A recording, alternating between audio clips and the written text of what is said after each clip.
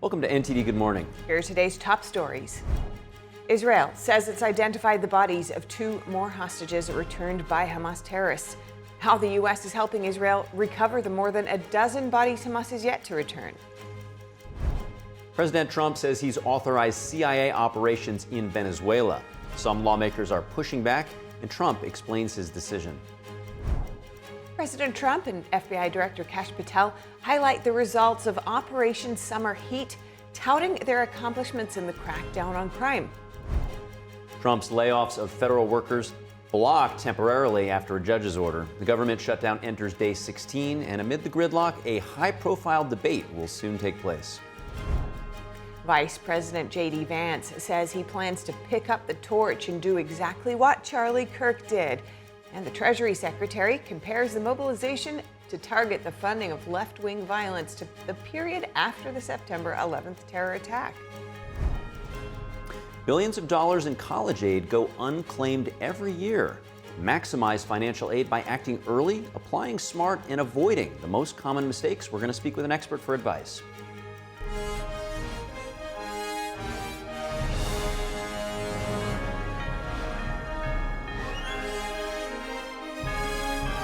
This is NTD Good Morning, live from our global headquarters in New York City. Here are Stephanie Cox and Carrie Dunst. Thank you for being with us this morning. Today's Thursday, October 16th. In today's top news, Israel says it's identified 2 more hostages among the bodies returned from Gaza, part of a deal brokered to end the war between Israel and Hamas terrorists. Families of those freed say their loved ones endured horrific conditions while in captivity. As we knew, Alon survived in the tunnels with a shrapnel wound in his right eye and a head injury from the shrapnel he sustained. During captivity, he was stitched up carelessly while the shrapnel was still in his body, causing him to suffer from headaches. He talks about how, during captivity, he saw how the people of Israel fought for him. Israel's army says the bodies of 27-year-old Inbar Hayman and 39-year-old Sergeant Mahmoud al-Tashari were handed over by Hamas last night. Hayman was the last known female hostage still held in Gaza after being kidnapped from a music festival on October 7, 2023. President Trump says the U.S. is helping Israel recover the bodies of those still missing. He called it a gruesome process involving remains buried under rubble and in tunnels. While the remaining living hostages have now been released under the U.S. brokered truce, there are concerns over the recovery of the hostages who died in captivity. After lab tests, an Israeli official said one of the bodies is not of a hostage. NTD's Jason Perry has more. On Wednesday, Israel's chief of the general staff met with newly released hostages whom Hamas had held in captivity for almost 2 years. And the former hostages continue to be monitored at hospitals in Israel. An executive at one of the hospitals said their road to recovery will be a very long one. Every one of them has endured untold adversity and horrors. They will probably need weeks, months, and maybe years to heal, but they're finally taking their first steps to return to life here at the Sheba Medical Center. And he added that some of the former hostages may soon be discharged to outpatient care next week. On the same day, people filled the streets during a funeral procession for deceased hostage Guy Illouz. Hamas returned his body from the Gaza Strip on Monday, and his dad spoke at his funeral after seeing his son's body at the Forensic Institute. I kissed your forehead and saw your beauty, even in the state you came back to us in. I saw that beauty, my guy. I love you so much. Love you so much. You will be missing from my life every second and minute. Meanwhile, the head of the Israeli Forensic Institute said that one of the bodies Hamas recently handed over is not the body of any of the deceased hostages. The father of one hostage, who some believe is deceased, is still waiting for news about his son, and he shared his feelings. You start the day anticipating to get the worst phone call that you will in your lifetime, and then feel disappointed when you do not get that phone call, which is a very complex thing to process. The Israel Defense Forces said that 2 more bodies of deceased hostages had been returned to Israel on Wednesday. Meanwhile, in the Gaza Strip, residents were seen moving about as the ceasefire continues to hold. However, the United States military has now called on the Hamas terrorist group to stop shooting at innocent civilians in the territory. The U.S. also said they expressed their concerns to mediators who have agreed to work with the U.S. to enforce the peace and protect innocent civilians in Gaza. This comes as Turkish rescue teams are expected to soon depart Gaza as part of the ceasefire agreement between Israel and Hamas, and will reportedly take part in a joint task force to help locate the bodies of deceased hostages in the territory. Jason Perry, NTD News. And Hamas said it has handed over all hostage remains it can access, and it claims it needs special equipment to recover the rest of the bodies. Meanwhile, President Trump, in a phone call to CNN, said that he would consider allowing Netanyahu to resume military operations in Gaza if Hamas fails to meet the terms of the current ceasefire agreement, quote, as soon as I say the word. His remarks follow accusations from Israel that Hamas, the terrorist group, is not complying with the ceasefire terms to release both living and dead hostages. And the return of the remaining living hostages and the ceasefire have given Israelis a moment of elation. But now, with the first reprieve in 2 years from the initial horrors of October 7th to the wartime environment with all members serving in the military of age, much collective trauma must now be dealt with as individual families and as an entire country. Joining us to discuss is Gila Taloub, co-founder and executive director of Israel's Collective Action for Resilience, or ICAR Collective. Thank you so much, Gila, for joining us. Let's first start with the families who have lost loved ones, either in the attacks or in captivity. This moment is bittersweet and potentially very triggering. What are your observations and advice to them? Yeah, so thank you for having me. I think as a lot of people are following, and as you just reported on, the ceasefire is here. We want to think the war is over. The living hostages are home. And we're ready for the healing to begin. At the same time, it's been a very emotional few days because it means also for the families that those that aren't back will not come back, that those who have been fighting for the hostages until now have to now look their grief in the eyes and realize that it's over. We fought for them, they're back, now what? And so it's been a very bittersweet few days for a lot of people. And, you're asking me what would we say to those families? There's not much we could say besides, supporting them and realizing that for every visible scar that we're seeing and they're injured, there are thousands of invisible ones. And the healing doesn't only happen in clinics. We want to remind everyone that it needs to happen at homes, in schools, in workplaces, in neighborhoods. We need one another to be able to heal right now. And of course, our deepest condolences go to those families who are now having to relive the extreme loss that they're suffering as the rest of the country celebrates the 20 returned hostages. Exactly. I want to focus now on this sort of fight or flight or survival mode that the whole country has been under for a very extended period of time. Very hard to not sprint, to have to run a marathon in that condition. Can you discuss the society's collective PTSD and how they begin to look forward now? Yeah. So first I'll say that one of my pet peeves is we're not in PTSD because for the last 2 years, we were right inside of the trauma. So we're not post anything, right? We've been running so much to fight, to help others, to survive. And in a sense, that running actually protected us. It kept our mind focused on action instead of the pain.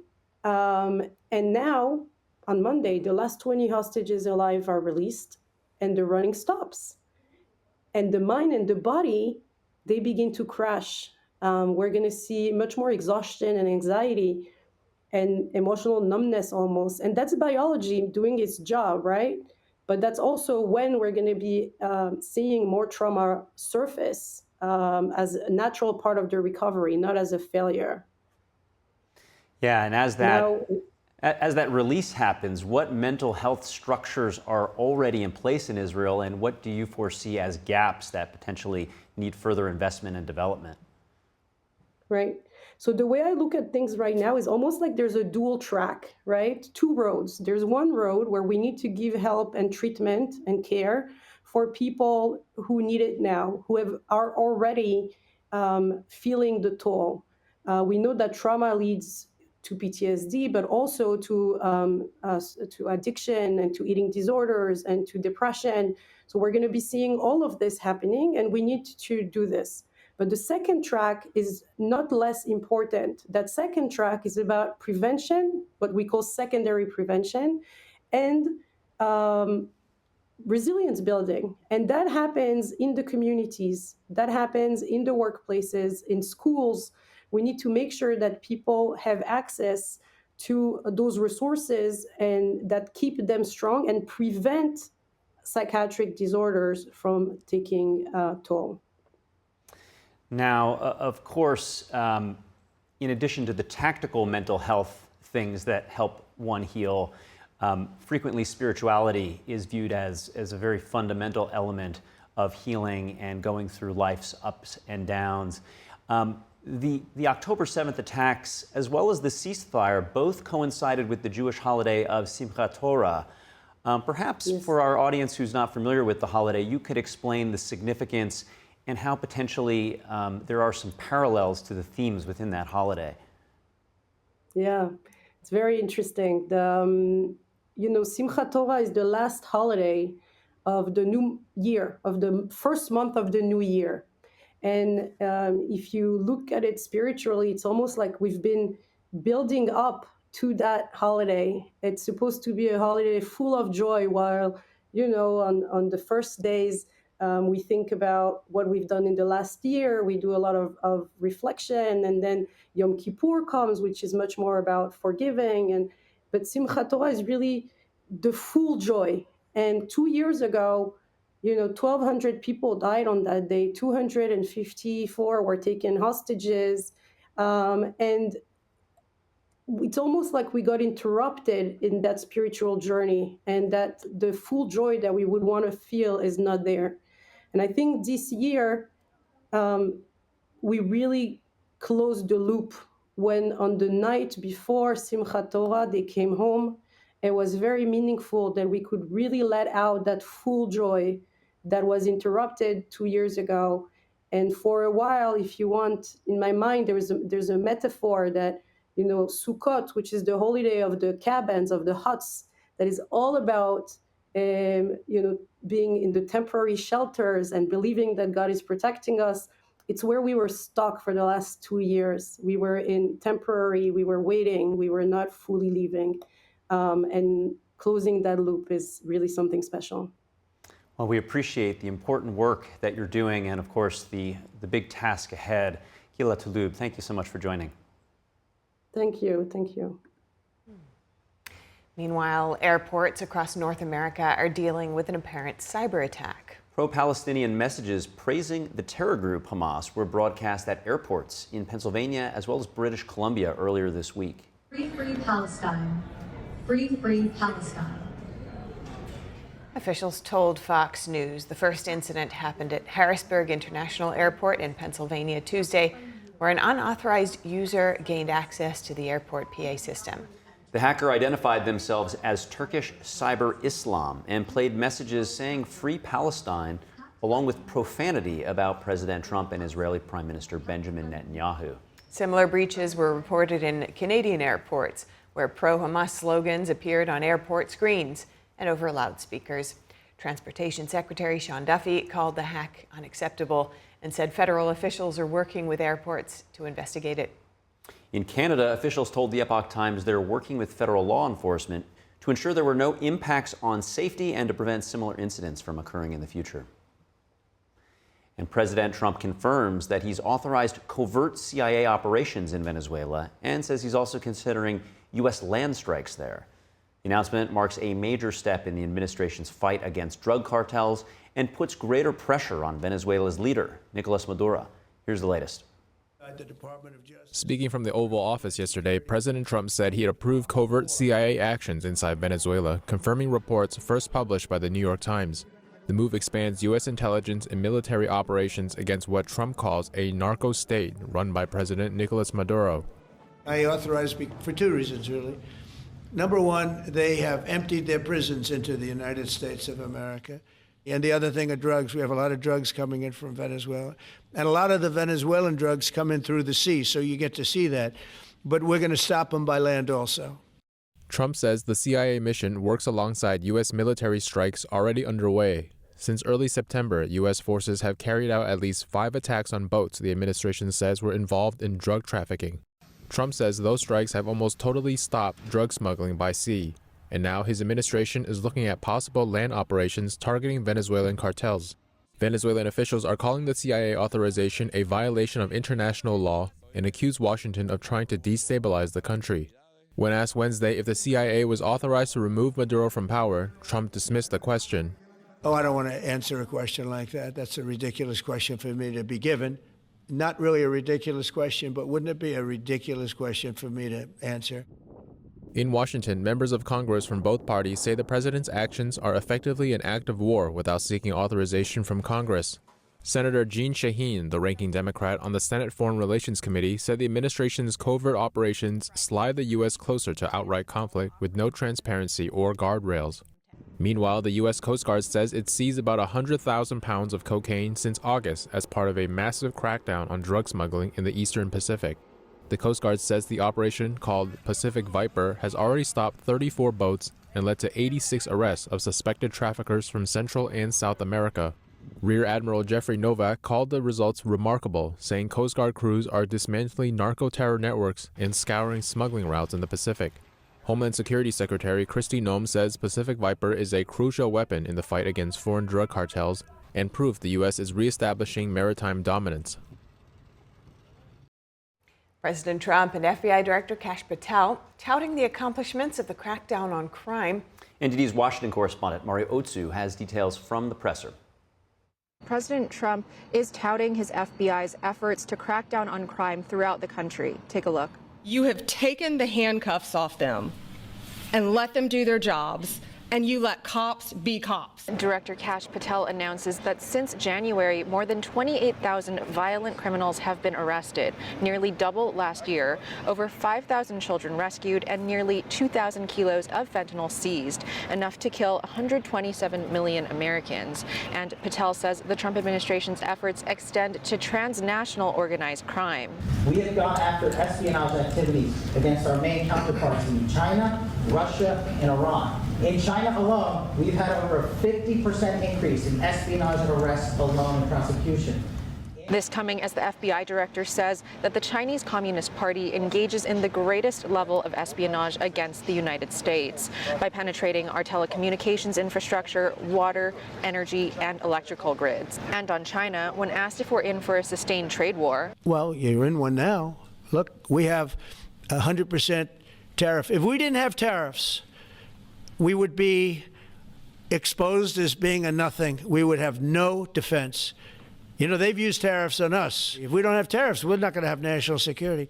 And the president breaking some news on India, saying he spoke to Prime Minister Modi. And he assured me today that they will not be buying oil from Russia. That's a big stop. Now we got to get China to do the same thing. China is Russia's #1 oil buyer, with India being #2. President Trump says that Russia losing its economic support could help end the war in Ukraine faster. He also emphasizes the importance of his tariff strategy in ensuring national security and floats the idea of attending the Supreme Court arguments against his tariff case, something that he's never done before. Mario Otsu, thank you. Next, a court halts President Trump's layoffs as the government shutdown enters day 16. Amid the gridlock, a high-profile debate will soon take place between the House Speaker and the House Democratic leader. NTD's Melina Weisskopf joins us now live for more. Melina, good morning. Good to have you with us today. When is this debate, and what do you expect both sides to bring to the table, discussion-wise? Hi, good morning, Steph. So we're still waiting for the date of this debate to be announced. We know it is going to air on C-SPAN. Both sides have said they're willing to sit across from each other and debate the reason for the shutdown. I think we'll see more of what we've seen over the past few weeks with regard to the discussion. Republicans pointing out that this is the same continuing resolution that Democrats voted for just several months ago. There's no Republican demands tied up in it. Therefore, they feel they have nothing to negotiate. The Democrat leader will likely express discontent with the One Big Beautiful Bill Act, which the health care changes in that bill is really the focus of the Democrats' argument for why they're keeping the government shut down right now. Let's just take a listen once again to both sides on the argument. Republicans have also set in motion a $536 billion cut to Medicare that will occur at the end of the year if Congress doesn't act because of toxic provisions in their one big ugly bill. Medical research has effectively been halted in the United States of America. And Republicans are proposing dramatic cuts to the Centers for Disease Control and the National Institute. You have Republicans who are ending fraud, waste, and abuse in government and making government work more efficiently and effectively for the people. And you have President Trump and the White House and his administration ending conflicts that are killing millions of people around the world. What have Democrats accomplished in the last 9 months? A government shutdown. I mean, the contrast between these parties could not be any more stark. So both of those clips just came from yesterday's press conferences. So as you can see, they're still digging into their own side, standing strong there. So that's what we can expect to see, I think, when this debate takes place, considering it might come soon. But the key, I think, the most interesting aspect of this debate to watch, I think, will be how cordial they are. Both of them being leaders do have to show good composure, Steph. That said, though, we have seen how heated this shutdown has gotten people recently. Some in the halls of Congress arguing. Democrat leader Hakeem Jeffries was involved in such an incident, remember, with Republican Congressman Mike Lawler just last week. But I think overall it is beneficial to let both sides come out and show the public where they stand, being able to ask questions of one another in that setting, Steph. And there appears to be some movement on the full year funding for the Pentagon. Where does that stand, and how might the standoff impact plans to fund the Department of War? Yeah, well, we'll see that start to play out today. Senate leader John Thune will bring up a procedural vote to fund the Pentagon for the full year of 2026. Now, this is in addition to the government funding bill that he'll bring up yet again. That has failed 9 times so far. Why this Pentagon vote is significant, though, is because it does put Democrats in a tough spot at this point with the government shutdown. If they decide to tank it, to continue to protest and, put forth their demands, they might be perceived as preventing troop payments after President Trump already has had to resort to emergency measures to get the troops paid this week. Democrats, though, wouldn't say when they were asked yesterday how they plan to vote on this Pentagon bill. You might see some of the same Democrats who have already broken ranks, like Senator John Fetterman, who have voted previously with Republicans on the short-term funding bill, to also break ranks on this Pentagon funding bill, Steph. All right, Melina, a federal judge has temporarily blocked President Trump's plan to lay off certain federal employees during the government shutdown. What can you tell us about that?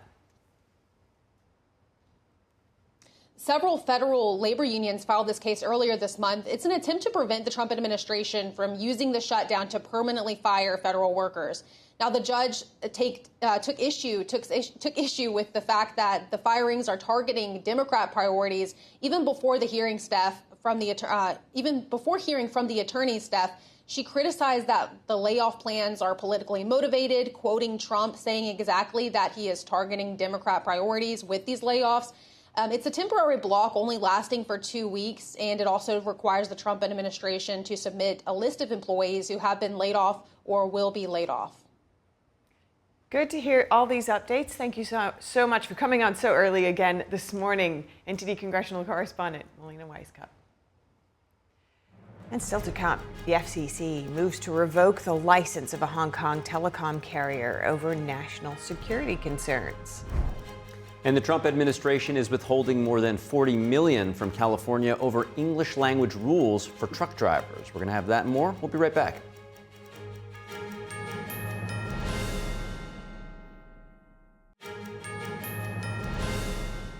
Welcome back to NTD Good Morning. The U.S. is signaling the possibility of drastic steps in response to China's stranglehold on rare earth minerals, which are vital for the defense and tech industries.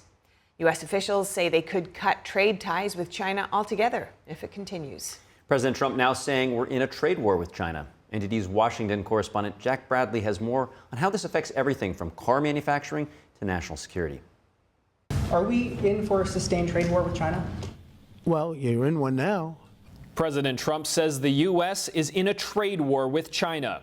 That's as Treasury Secretary Scott Bessent says if China continues its rare earth export restrictions, the U.S. may be forced to cut economic ties with China. If China wants to be an unreliable partner to the world, then the world will have to decouple. Now, to be clear, Bessent emphasized that decoupling is not the goal. The administration wants to de-risk and diversify, not sever ties altogether. But he said China's latest move in restricting 5 more rare earth elements last week and dozens of related technologies sends a message that, well, can't be ignored. And U.S. industries are already feeling the pressure. Bessent said U.S. automakers are reporting delays in getting Chinese-made magnets that contain rare earths. He also accused the CCP of giving non-credible explanations for those delays. When we asked the Chinese about this, they said, oh, it probably had something to do with the holiday. Had something to do with the holiday. So they can't be trusted with the global supply chain. Meanwhile, we're seeing some major companies trying to adapt. Stellantis, the car maker behind Jeep and Dodge, just announced a massive $13 billion U.S. investment, their largest ever, to boost domestic production and reduce its dependence on China. Long term, the U.S. is shifting strategies, now going on offense with industrial policy. That means price floors, forward buying, and long-term investments in critical minerals, not just rare earths, all to protect any U.S. industry that's vulnerable to Chinese market manipulation. Also, on China's rare earth mineral export restrictions last week, Bessent now says that they were made by a different CCP official without Chinese leader Xi Jinping's knowledge. Lower level trade person who was slightly unhinged here in August. I think his name is Li Guangdong, and threatening, saying that China would unleash chaos on the global system if the U.S. went ahead with our docking fees for Chinese ships. Li Chengong is China's Vice Minister of Commerce. He's widely viewed as belonging to a faction within the Chinese Communist Party that opposes Xi Jinping. Bessent said earlier this week that this is a sign of the Chinese Communist Party's brittle nature, with party infighting more than prevalent. Reporting by Jack Bradley, NTD News. Thank you, Jack. Next, Treasury Secretary Scott Bessent says Washington expects Japan to stop importing Russian energy. Bessent met with the Japanese finance minister during the International Monetary Fund's annual meeting this week. In a post on X, Bessent said that the administration expects Tokyo to align with its stance against Russian oil. Japan's finance minister responded that his country will do what it can, coordinating with G7 nations to achieve peace in Ukraine in a fair manner. Japan continues to import limited amounts of Sakhalin blend crude, sanctioned by the U.S. and the European Union, but allowed in Japan under a temporary waiver. The U.S. and other G7 nations this month agreed to intensify sanctions on Moscow by targeting countries that continue to buy Russian oil. And the FCC yesterday said it's moving to revoke the authority of Hong Kong telecom carrier HKT International to operate in the United States. The agency cited national security concerns. The FCC directed HKT to explain why the FCC should not launch revocation proceedings, citing its affiliation with China Unicom Americas. If finalized, it would prevent the company from providing international and domestic telecom services to and within the United States. Washington has taken a series of actions against China's telecom and tech industries in recent years. FCC Chair Brendan Carr said yesterday that the commission is working to ensure that Chinese controlled entities that pose national security risks to the U.S. cannot connect to our telecom networks. And the Trump administration is withholding nearly $41 million in federal highway safety funds from California, saying the state failed to enforce English language proficiency rules for commercial truck drivers. Transportation Secretary Sean Duffy said California is the only state refusing to ensure truckers can read road signs and communicate with law enforcement, calling it a fundamental safety issue. California officials deny violating federal law, saying state rules already require English proficiency and that all commercial road tests are conducted in English. Governor Gavin Newsom's office says California drivers have a fatal crash rate nearly 40% below the national average. The funding freeze affects money from the Motor Carrier Safety Assistance Program, which supports inspections and traffic enforcement. California must prove compliance before the funds are restored. And staying with transportation safety, new details have emerged about the 2023 Titan submersible implosion. Investigators say faulty engineering was responsible for the deaths of 5 people who were on their way to the wreck of the Titanic. The National Transportation Safety Board released its final report on the implosion yesterday.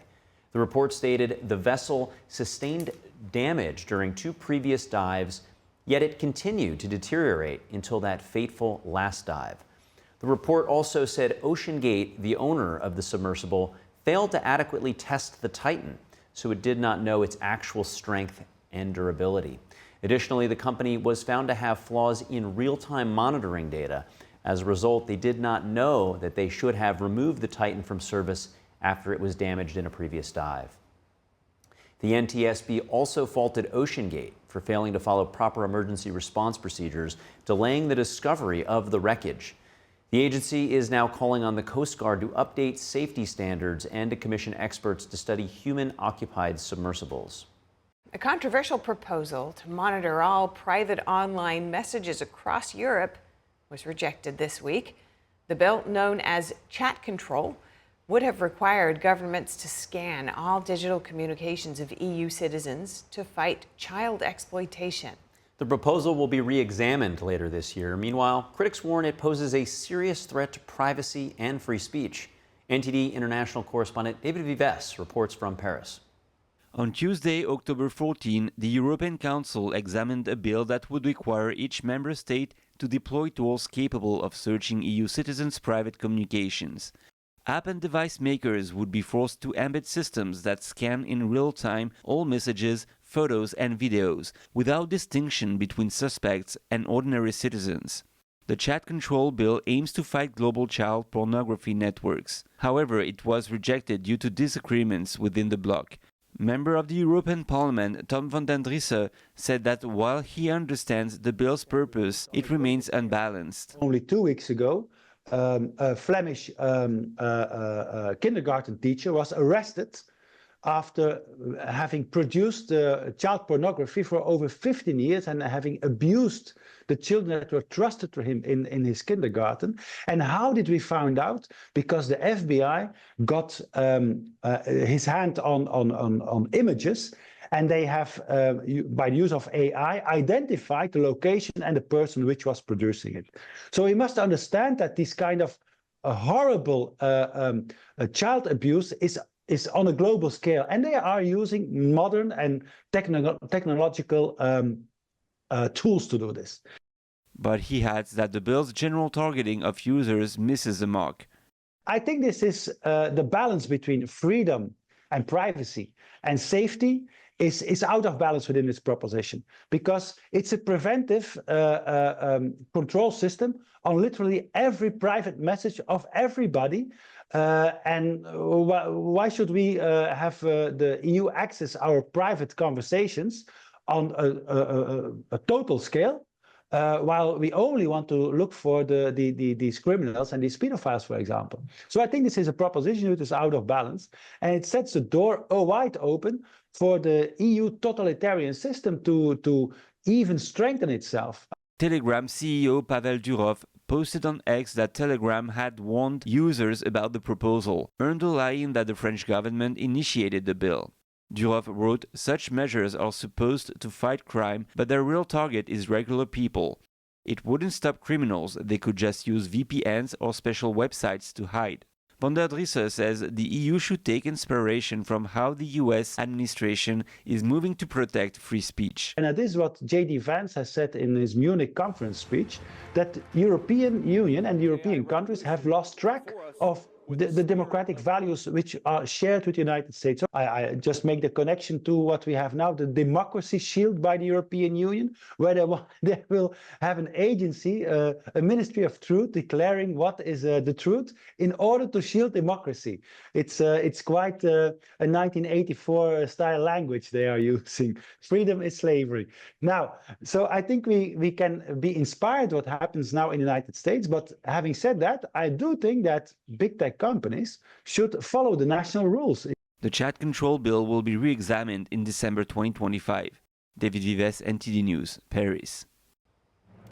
And still to come, Vice President J.D. Vance says he plans to pick up the torch and do exactly what Charlie Kirk did. And Treasury Secretary Scott Bessent compares efforts to target the funding of left-wing violence to the period just after the 9/11 terror attack in 2001. We're going to have that and more. We'll be right back.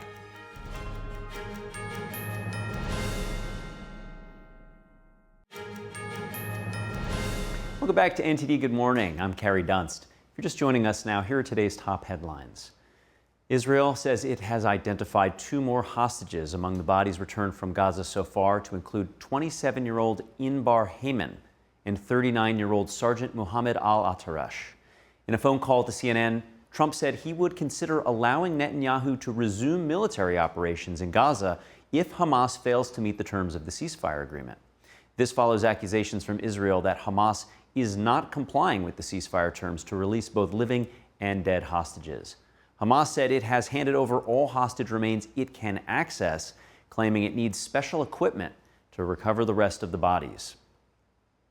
And President Trump has confirmed he authorized covert CIA operations in Venezuela and says U.S. land strikes there are now under consideration. Venezuela is calling the actions a violation of international law. Some members of Congress from both parties say the president's actions, including strikes on drug boats, effectively amount to acts of war without congressional authorization. Meanwhile, the Coast Guard says it seized over 100,000 pounds of cocaine since August as part of Operation Pacific Viper.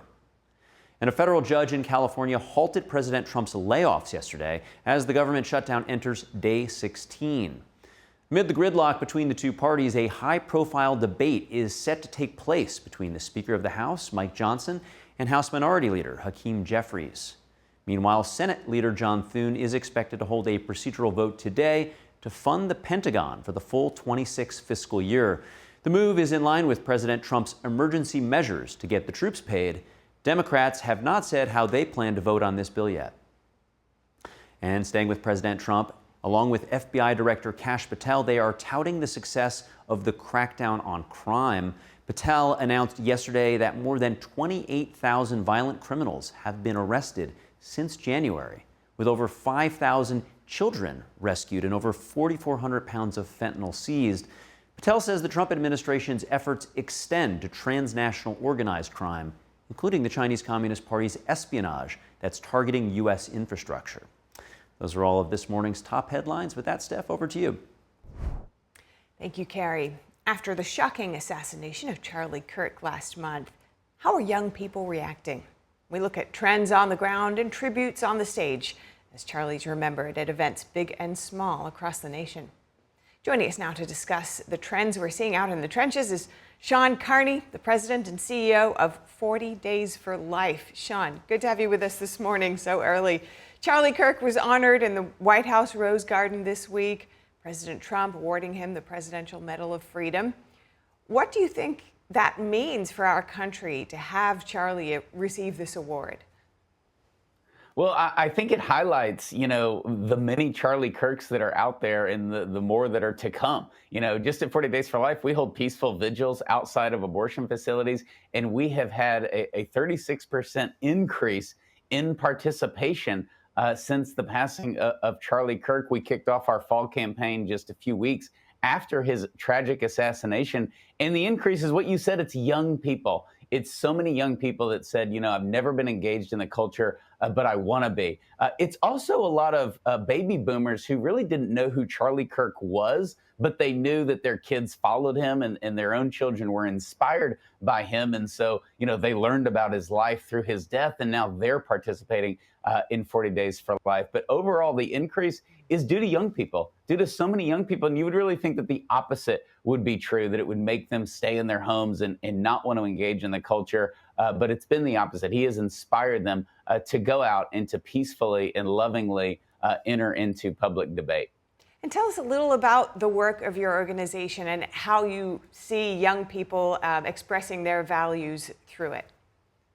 Well, we're based on free speech. We hold peaceful vigils outside of abortion facilities. We're in 1,800 cities in 64 countries. And so, we are using free speech, which Charlie certainly defended, to offer loving and medical alternatives to women on the sidewalks going in for abortions. And so it takes a lot of courage. It takes a willingness to step out and use our free speech. But we do so. We follow the law. We're a peaceful organization, but it still takes a lot of courage. And to see so many young people say, I've always thought of going and participating in a vigil outside of an abortion facility, but I've never done it.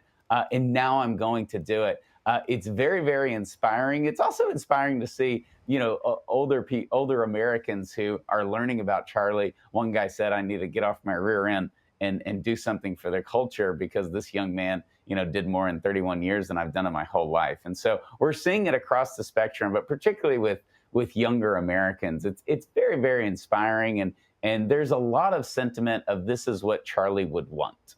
And there have been court cases alleging the weaponization of the government in the previous administration, particularly in some cases surrounding pro-life activism. Speaking about the change that this administration is taking in regards to things like treatment of such activism, coming back to Charlie Kirk, Vice President J.D. Vance is saying he's going to take the stage later this month in place of Charlie Kirk, answering questions from college students at TPS USA campus event. That'll be at the University of Mississippi in Oxford. What kind of message does that send alongside everything else that the administration is doing differently as you see it in terms of aligning with what Charlie stood for? It's awesome. And you're right. I mean, Biden's DOJ was out of control. We suffered through that persecution firsthand with his weaponization of the DOJ against pro-life Americans and against Catholic Americans. And of course, that's just night and day from the Trump administration. And what Vice President Vance is doing is awesome, because it's not awesome because, yes, he's honoring Charlie Kirk, and that is so important and so beautiful. But it's more of what Charlie Kirk represented, which is, hey, this is the United States of America. We can't have any fear to go out, particularly in places where public discourse is, in theory, supposed to be encouraged on college campuses, and be afraid and think that this isn't, a place where we can actually go and share opinions and talk with people who are from different backgrounds or who don't agree with us on everything. And setting that tone that is okay, and that we will do that America will triumph the tragedy of the assassination of Charlie Kirk is so important. And you're getting it from the top. And this is just Trump Vance 101, is that they get in there, they get their hands dirty, they set the example of what we're going to do as a country. We're not going to cower to domestic terrorism. We're not going to cower to the mental illness of the left and the violence of the left. We're still going to go out on college campuses. We're going to peacefully dialogue with people, and we're not going to run for the hills. So I think it's awesome what Vice President Vance is doing, and I look forward to them doing more of this, because people cannot be afraid. We don't have the luxury of fear. This is the United States. We have to go out and enter into public debate. Great to hear your insights on this shifting social phenomenon happening right before our eyes. Sean Carney, thank you so much. Thank you. Remembering Charlie Kirk, top U.S. officials, including Vice President J.D. Vance, joined the Charlie Kirk Show yesterday to discuss Kirk's legacy and how to carry his movement forward. NTD's Daniel Monahan has key takeaways. The special episode came a day after President Trump posthumously awarded Charlie Kirk the Presidential Medal of Freedom. The Presidential Medal of Freedom is awarded to Charles James Kirk. Vice President J.D. Vance, as part of keeping Kirk's memory alive, is continuing his mission, which includes the college campus tours. Vance says he plans to pick up the torch and do exactly what Kirk did. My plan is to, give a little speech, talk a little bit about the issues of the day, but turn most of it over to just do Q&A with the audience. I actually want to hear from these kids. I want to answer questions from them. I want to do what Charlie did, because I think that engagement is something that was such a big part of Charlie's legacy. Vance says the greatest tragedy of Kirk's assassination is that his 2 children lost a loving father. He recalls an incident where a friend of his called Erica Kirk about a week after Kirk's assassination. And he could hear Charlie's daughter say, "Where's Daddy?" like 6 times during this very brief phone call. I asked our daughter what she would like to say to Daddy for his birthday. Excuse me.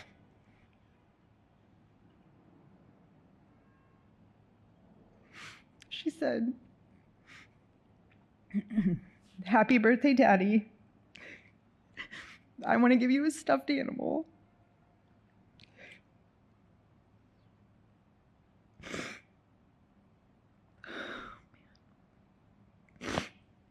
I want you to eat a cupcake with ice cream. And I want you to go have a birthday surprise. I love you," is what she said. Vance added that unity requires honesty about political violence, which he says has been more prevalent on the left. The fact that it became mainstream to celebrate Charlie's death, to talk about the fact that he maybe deserved to die because he had said hateful things like, we don't want women playing, or we don't want men playing in women's sports. Just the effort to try to justify his murder, to lie about things that he had said, so as to justify his killing. It was just really disgusting and really disgraceful. The vice president says there has been an uneven application of justice within federal law enforcement. What you might call the deep state, where they almost automatically assume that left-wing political violence is protected by the First Amendment and right-wing political violence is a crime. White House Press Secretary Caroline Leavitt says Jared Kushner and Steve Witkoff called the president from the Middle East and said, "Sir, it's now or never. You got to get out here. We need to sign this deal. We need to get these hostages out." And all of us here thought, oh my gosh, we have the ceremony for Charlie on Tuesday. I hope we don't have to delay it. And the president said it was a non-negotiable for him. And I think that really speaks to how much he loved and respected Charlie. There are very few people in this world that the president would really cut a trip short, because there was much more we could have done. Leavitt says it was around 36 total hours when she got home at 3:30 in the morning. Her husband said, "I can't believe you just went all the way to Africa and back in like one day." But we did it for Charlie, and I'm so glad we did. And I know the president is glad, because yesterday was such a beautiful ceremony. And the way that the sun broke through the clouds and just kind of was over the Rose Garden, it was so peaceful, so beautiful. Treasury Secretary Scott Bessent says it's almost like there are 2 Americas. They're the people who are full of hate and venom, and they're at these protests. And then every Saturday, you look and there are these collegiate football games and military flyovers and people waving the flag. And it's almost like we're in a contest for America. Bessent says Charlie Kirk was determined that good would prevail and compared the response to his murder to the mobilization after 9/11. People have a right to free speech. They have a right to organize. They have a right to protest, but they have to do it peacefully. They cannot embrace violence. And we are going to, as they always say, follow the money. When you see these groups where all the signs match, they have hundreds of the same umbrellas that they're using. After they cause the mayhem, they have the same lasers that they're using to blind our police force. Turning Point USA has a couple of key events coming up at Ole Miss on October 29th with Erica Kirk and Vice President J.D. Vance, and at Auburn on November 5th with Benny Johnson, Eric Trump, Lara Trump, and Senator Tommy Tuberville. Daniel Monahan, NTD News. New details are emerging following the death of Oscar award-winning actress Diane Keaton, who passed away at the age of 79 last week. In a statement to People magazine, Keaton's family said she died of pneumonia while she was in California, saying that her health had declined, quote, very suddenly. Her family said they were grateful for the messages of love and support sent on behalf of Keaton. Keaton rose to fame in the 70s, landing more than 70 roles throughout film and TV combined. She made her film debut in the romantic comedy Lovers and Other Strangers, followed by her breakthrough role in Francis Ford Coppola's The Godfather. The 2026 to 2027 free application for federal student aid is now available, having launched on September 24th, 1 week ahead of its traditional October 1st date. Families who act fast, they can unlock thousands more in grant and scholarships, but each year students lose money simply because they apply too late or maybe they make a small mistake on their forms. Learn how to secure every bit of aid available before the money runs out. And we're actually joined now by Lawrence Sprung, the founder of Midland Financial and the author of Financial Planning Made Personal, to help unpack all of this. Good morning, Lawrence. Let's start with the timing. How does timing come into all of this? Yeah, so timing is very important. You want to file early. You know, the old adage, the early bird gets the worm, and this is no different. The money really moves fast. You know, financial aid really comes on a first come, first served basis, and you really need to submit that FAFSA as soon as it opens to increase your odds for whether it's grants, scholarships, or even work study. So getting it in early can certainly put you at an advantage for those types of aid. And Lawrence, who should be applying for federal student aid? That's a great question, because I thought my oldest is finishing up college right now. And when he started, I thought, hey, I'm not going to get financial aid, so why should I apply? But the reality is many colleges require a FAFSA even to be considered for merit-based scholarships or even institutional awards. So like myself, even if you don't think you're going to qualify for that needs-based aid, you do not want to skip that FAFSA, because if you do, you could disqualify yourself from scholarships that may require you filling that out to be accepted for them. And are aid application deadlines all the same? They are not. I mean, the federal FAFSA deadline is set, right? But at the same time, many states and colleges, they choose sometimes to close their aid applications early, sometimes months before the federal deadline. So, you know, if you send it in early, you don't have to worry about those deadlines. So I would highly recommend, start putting that together. If your child is applying for those schools, get those financial aid applications in now, and then you don't have to worry about when those deadlines are. And Lawrence, let's talk a little bit about the application. Nobody likes filling out a mountain of paperwork, but what happens if you make a mistake? Can you fix it? What should you do in that instance? Yeah, so there are things that happen, because remember, you're completing this FAFSA typically on based upon financial information or even tax returns that are 1, sometimes 2 years old. So you can have a major life event or changes that have taken place. So if you realize that as you're filling out the FAFSA that there has been a substantial change, make sure that you keep note of those and make or an appeal to the school that you're applying to let them know, because you can correct if you made if you made an error by mistake, you can correct that. And if there is an appeal needed because your financial situation has changed, you're able to do that with updated documentation. So, make sure that if you do have those substantial changes, that you're in contact with the financial aid department at those universities that your child wants to go to, so they're aware of these changes, and that could impact the amount of financial aid or support you get. Yeah, all this advice really could impact lives out there. Just to finish up, Lawrence, do you have any more advice on other scholarships beyond FAFSA? Yeah, there are so many scholarships out there that people are unaware of. It's ridiculous. I mean, in terms of if you're somebody who plays the flute and have worked through that and have a skill there. Whatever your skill is there and whatever your nationality is, there's probably some kind of scholarship, private or local, out there, and they go unclaimed all the time. So look for those niche or community awards, and those small amounts can add up fast. And I can also share with you, there was an app on Shark Tank several years ago, and it's now part of Sally Mae, called Scally. And that's a great way to peruse and find, some of those unique unknown scholarships as well. Fascinating. This is an entire era I have not learned much about, but I feel that there's a whole world out there. And for families and, as you said, children of all ages, it can be really life-changing. So really great to hear your advice here, Lawrence Sprung. Thank you so much. Thank you.